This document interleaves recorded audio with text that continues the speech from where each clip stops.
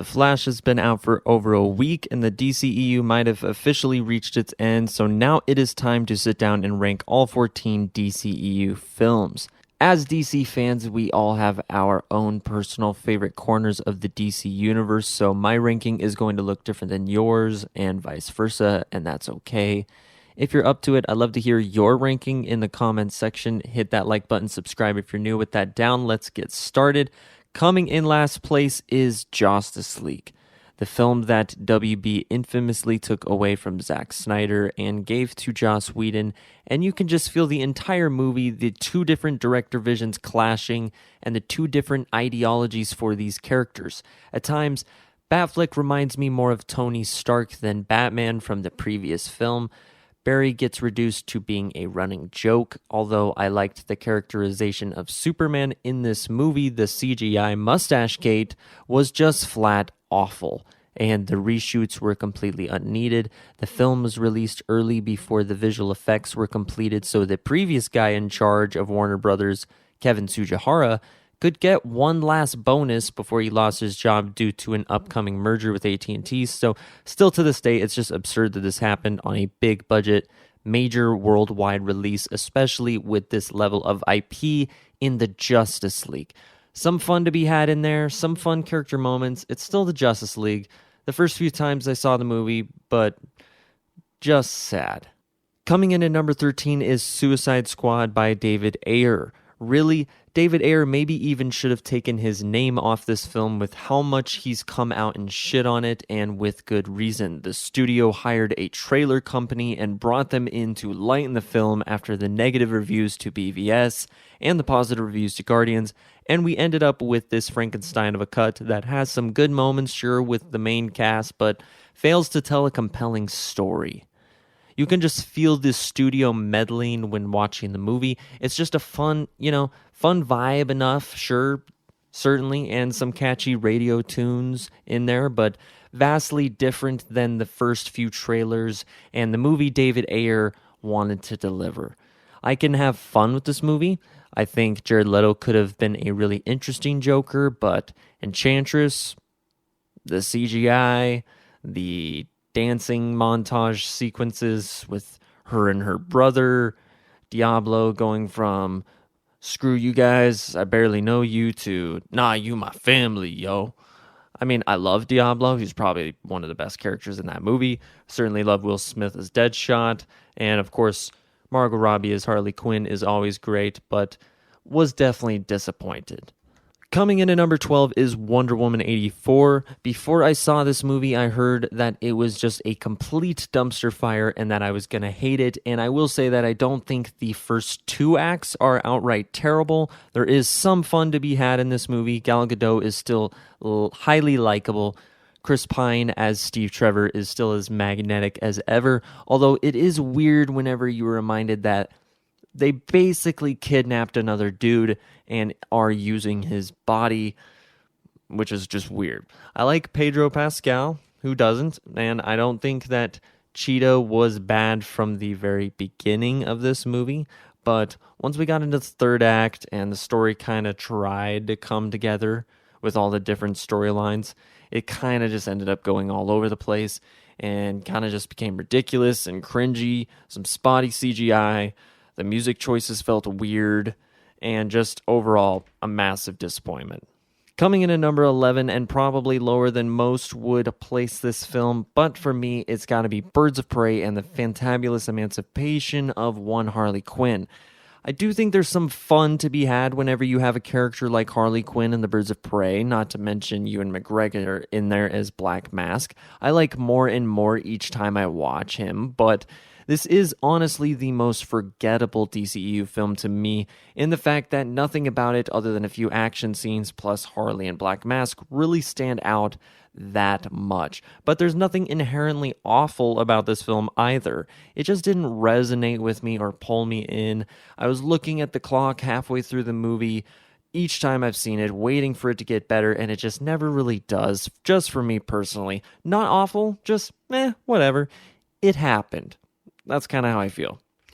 Coming in number 10, probably a bit higher up for me, would be Shazam Fury of the Gods.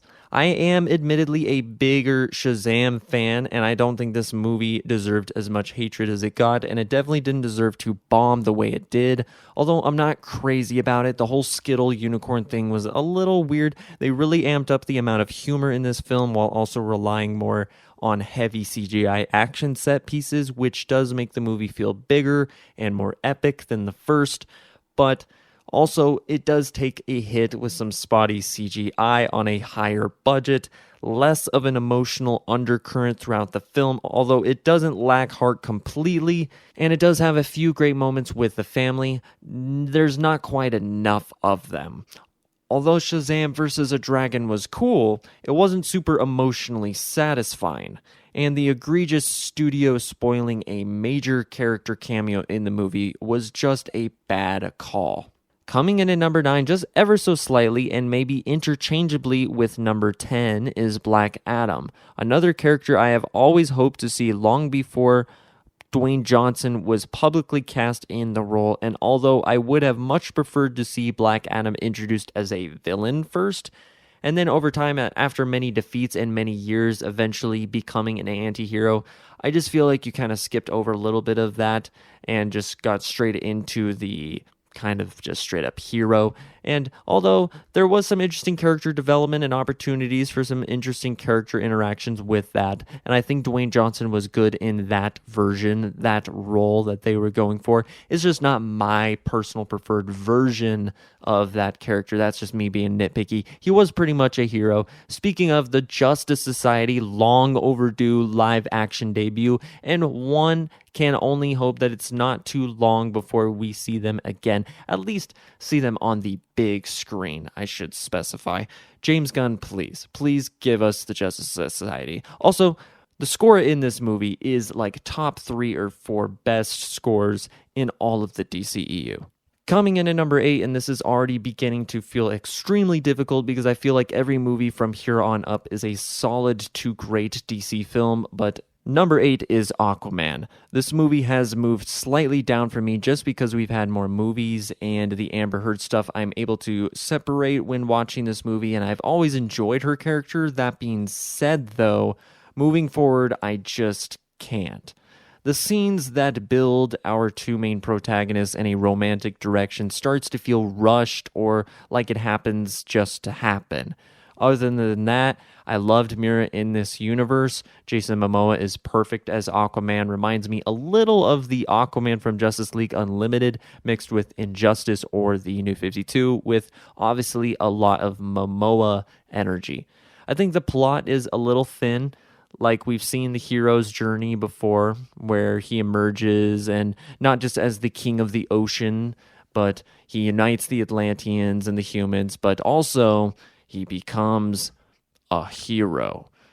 Not the most emotionally challenging or freshest storyline, but it was executed very, very well by James Wan and Peter Safran. Nicole Kidman and Tamora Morrison were kind of the heart of the movie, I thought, and 100% I bought their relationship despite little screen time.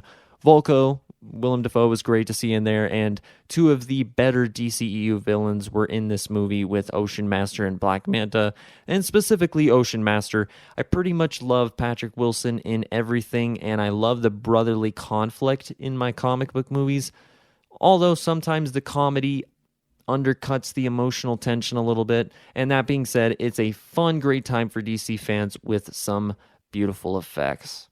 Coming in at number 7 is Batman v Superman: Dawn of Justice, the Ultimate Edition. Not talking about the theatrical cut, that one is not even on this list. I actually watched this movie maybe more often than some of the films higher on this list because this film does so many things right when it's executing its story and showcasing some of the most epic and badass scenes we've ever had in a comic book movie.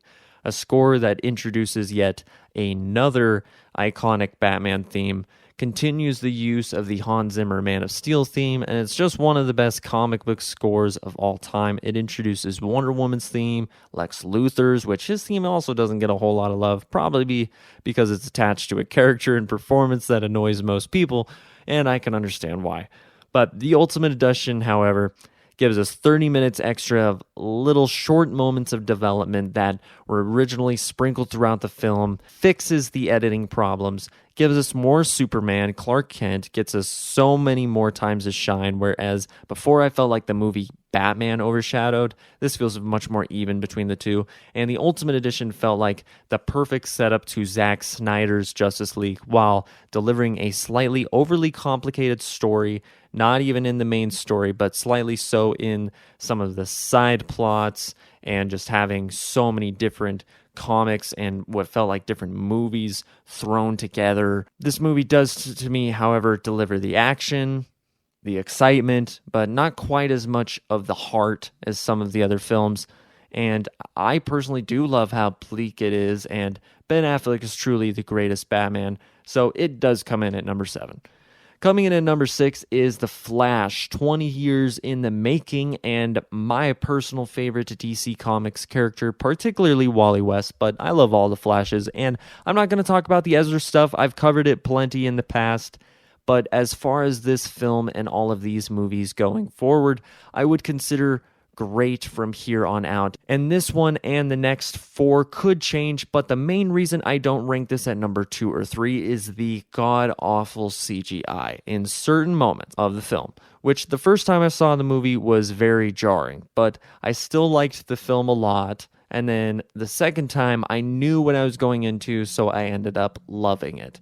Because yes, there are some CGI moments in here that are awful, and hell, CGI sequences that look terrible, but I do understand what they were going for, and I think some people can get by bad CGI, and if you can, like me, then you can appreciate the good CGI along with the story that they are telling, and if you can't get past it, then the whole movie just falls apart. But to me, the Flashpoint story was told beautifully about losing someone you love way too soon, and that emotionally resonates with me and wanting to go back, changing it. This movie was fresh in a way that this Flashpoint story in this film hadn't quite been done in that exact fashion. 2 very distinct and different performances from Ezra Miller as 2 different Barry Allens, both written and performed beautifully. Not so much that they couldn't be recast in future movies, but they were excellent in the film. I was somebody who remembers a good amount of time before Christian Bale's Batman existed, and Michael Keaton was clearly my favorite Batman back then, and I just got to grow up with both of them. So I am somebody who anytime the Danny Elfman Batman theme from the Tim Burton Batman films kicked in, or we saw that version of the character, my heart melted, and he had so much more to do than I thought he would. It was very reminiscent of Toby and Andrew coming back in No Way Home for me personally. I also thought that Sasha Kaye, who I had no idea what to expect as Supergirl, absolutely crushed it, and I think most fans that have seen the film would agree she was a standout in her limited screen time. Overall, a great but flawed DC film that was way overhyped. It never needed to be as good as No Way Home or The Dark Knight or Infinity War. It just needed to be good, and hell, to even just exist. As a Flash fan who never thought I'd see this storyline or Michael Keaton's Batman return and kind of gave up hope like 15 to 20 years ago, it's sad to see that this character has been damaged as an IP due to all of the controversy, not just surrounding the main star, but the 2 decades of delays. Here's hoping we can see a new version of Jay Garrick or Wally West pop up in the new DCU. Coming in at number 5 is Wonder Woman. I could totally see why any of the top 5 movies could be your number 1, and my list changes throughout the year, but currently I'd say after watching this past time to get prepared for this list, I did start to notice something that a lot of people that do criticize this movie noticed, which is the third act. Now, I am not about to say it falls apart and the movie turns to dog shit, because I think the emotional aspects of the film really shine in the third act and give Wonder Woman that extra push that she needed, but some of the CGI does take a dip. Patty Jenkins notoriously hates the Ares fight, and some of his dialogue is rather weak, but honestly, that's it. The fight was great. I loved having Ares included. I just wish he had been in it from the start more instead of this last-minute inclusion. The score and cinematography are truly great, and this film feels like it fits in the Snyderverse and fits with some of these other DCEU films very nicely. The acting is great. Chief and the team are there for comedic relief, but also have emotional journeys. This film is truly great. Coming in at number 4 is Shazam. This film has everything I wanted in a Shazam Captain Marvel film, except for, Black Adam. Zach Levi and the family fire on all cylinders here. Asher Angel and Jack Dylan Grazer get much more time to shine in this film versus the sequel. It has much more heart and emotion than Fury of the Gods, and is one of the first movies to really put a light on foster kids and foster families, which is very special and is also refreshing for a comic book movie and just movies in general. The family felt real and never felt fake or forced. The action and abilities were visualized in a way that made sense for that universe and for those characters, and you could really feel their untapped potential, even though it was on a smaller budget. Mark Strong's Dr. Savannah, although a compelling backstory and motive, does end up falling a little on the generic side, but they do play into that and make it a comedic bit, which added to the brilliance of this movie for me.